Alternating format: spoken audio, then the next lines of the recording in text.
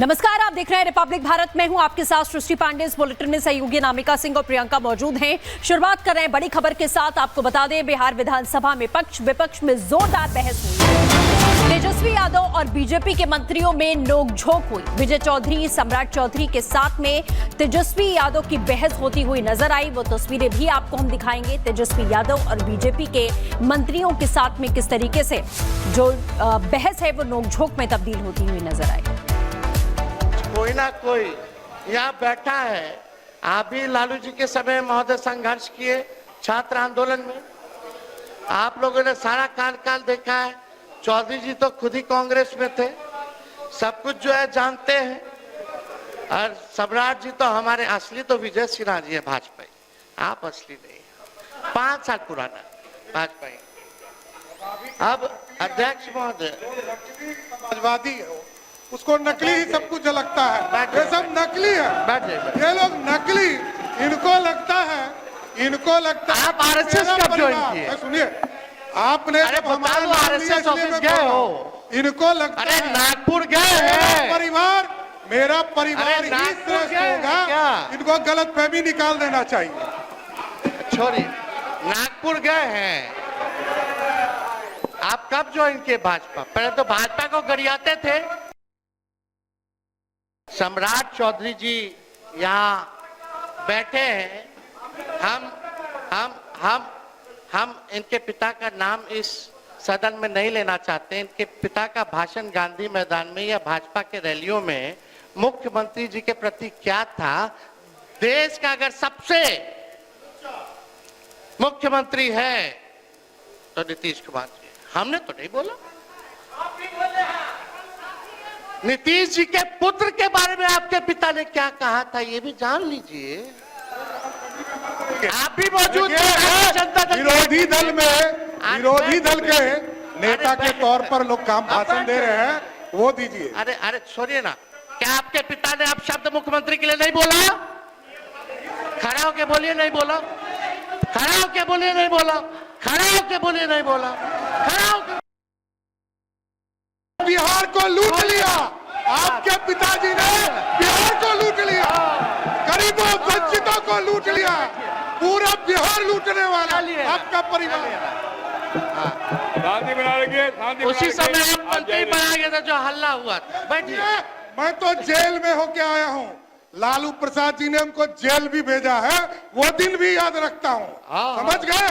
और नीतीश कुमार जी के नेतृत्व में ही आखिरी बार चुनाव कौन पार्टी से जीते? पार्टी से क्या होगा? कौन पार्टी से जीते? आप बेफिक्र रहिए, ये गलतफहमी में मत रहिए।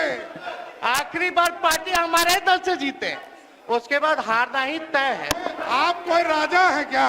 अरे पहले तो यह समझ लिए लोग आप उप मुख्यमंत्री नहीं है। सदन में काहे झूठ बोलते हैं? लोकतंत्र का मंदिर है। आप टीका लगाए हैं, सनातनी आदमी, आप झूठ बोलते हैं। झूठ बोलने की जिम्मेदारी आपकी है। विजय सिन्हा अपने पार्टी के पक्ष में पार्टी के घर के अंदर बात करती है, बाहर नीतीश कुमार सुशासन स्थापित करने के लिए आए, एनडीए की सरकार बनी। और टीका से इतना नफरत है तो टोपी पहन लीजिए। आपको टीका से बहुत नफरत है तो टोपी पहनिए। की नोकझोंक देखने को मिली। इस बीच बड़ी खबर आ रही है, जहां पे बिहार में एनडीए का बड़ा सियासी ऐलान सामने आया है। बीजेपी नेताओं ने मंच से नीतीश कुमार के नाम का समर्थन किया है। चुनाव में नीतीश कुमार करेंगे नेतृत्व एनडीए का, ये साफ साफ बीजेपी नेताओं की ओर से ऐलान किया गया है। बिहार में चुनाव से पहले एनडीए का ये बड़ा ऐलान है, जहां पे बीजेपी नेताओं ने मंच से नीतीश कुमार के नाम का समर्थन किया है और साफ कर दिया है कि बिहार विधानसभा चुनाव में नीतीश करेंगे एनडीए का नेतृत्व। तो देखिए, एकदम पक्का है, कहीं कोई दिक्कत नहीं है। नीतीश कुमार जी के नेतृत्व में चुनाव लड़ेंगे और एनडीए भारी बहुमत के साथ सरकार बनाएगी। 2025 में पूरे बिहार में एनडीए की सरकार बनेगी, जबरदस्त जीत के साथ। भाजपा, जदयू, सभी पांचों पार्टी मिल करके जो उत्साह दिखाई पड़ रहा है, उसका परिणाम में परिवर्तन भी होगा और बिहार में राजद कांग्रेस कल्चर समाप्त होगा। राजद कांग्रेस कल्चर को बिहार नहीं स्वीकार करेगा। निश्चित तौर पर परिवारवाद की जिम्मेदारी बिहार में नहीं चलेगी, स्वीकार कतई नहीं होगा। ने सही ऐलान किया है कि नीतीश कुमार जी के नेतृत्व में फिर से सरकार बनेगी। तो जो लोग तरह तरह से भ्रम पैदा करते हैं, आज तो केंद्र के पर्यवेक्षक के तौर पर भी यहाँ मनोहर लाल खट्टर जी ने कहा कि नीतीश कुमार जी के नेतृत्व में सरकार बनेगी और इसमें कोई शक नहीं है कि बिहार में हम लोग 200 के पार जाएंगे और फिर से एनडीए सरकार नीतीश कुमार जी के नेतृत्व में बनेगी। डॉक्टर दिलीप जायसवाल आज अध्यक्ष बने हैं, बहुत उत्साह है लोगों में और इस बार एनडीए 200 से ज़्यादा सीट जीतेगी। इसके लिए बीजेपी का कार्यकर्ता सेना की तरह तैयार हो गया है। गलत हिस्ट्री दिखाई जा रही है। औरंगजेब रहमतुल्लाह अलैह ने बहुत सारी मंदिरें बनवाई हैं। औरंगजेब क्रूर शासक नहीं बिल्कुल नहीं, बिल्कुल क्रूर शासक नहीं बनता। उनका बयान बहुत ही गलत है, इसलिए उनके ऊपर देशद्रोह का गुना दाखिल करना चाहिए।